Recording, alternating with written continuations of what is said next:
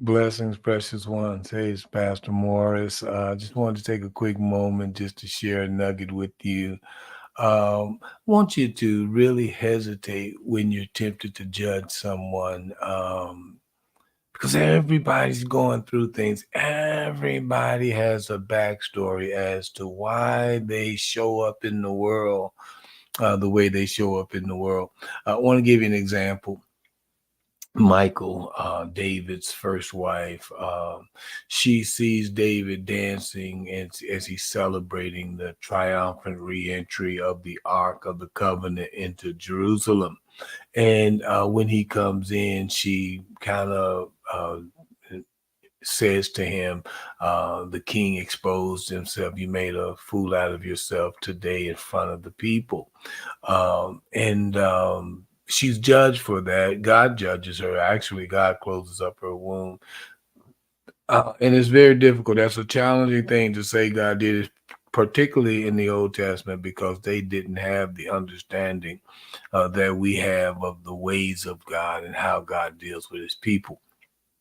But I want you to understand why she had this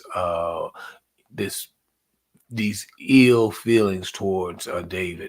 If you go back at David when he was a young man, he was first promised Saul's first daughter.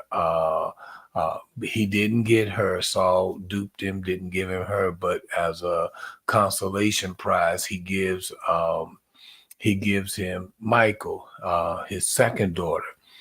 So she's simply a trophy wife for him. I think he paid 200 foreskins for her. That's kind of creepy, but that's what happened.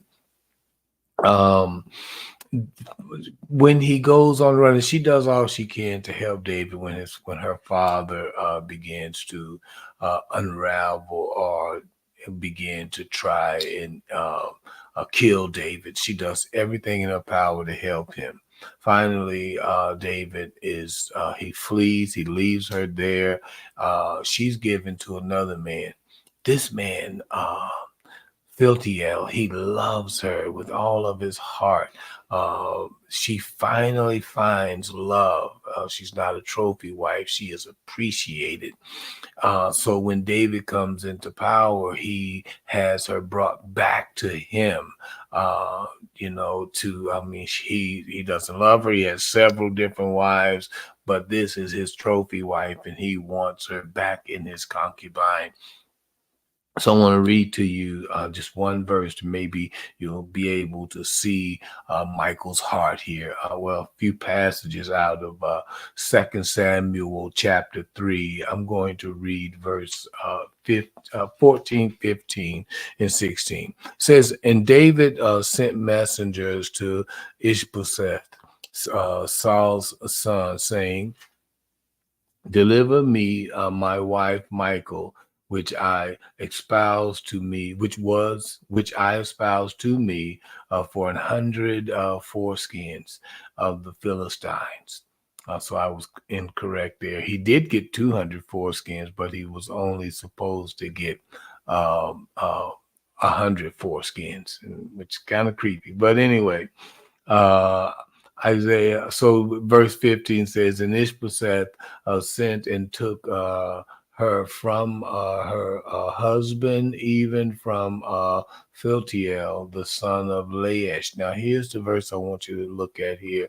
I really want this verse I want you to let it touch your heart. So it says that, and her husband, Philtiel, went with her alone, weeping behind her to Baharam. Then said Abner unto him, go, return. And he returned. This man is heartbroken. The love of his life is taken from him and given to another man. So when you understand Michael's backstory, you understand why she's not out in the streets celebrating with everyone else when the king brings the Ark of the Covenant back into Jerusalem. You understand why she's gazing out of a window and she's looking at him, and she's looking at him with disgust because her heart is broken. Think about that. Before you judge someone, remember everyone is fighting a hard fight internally. Have a good day, precious ones. Thank you for tuning in. I pray that this teaching, this quick teaching, has blessed you.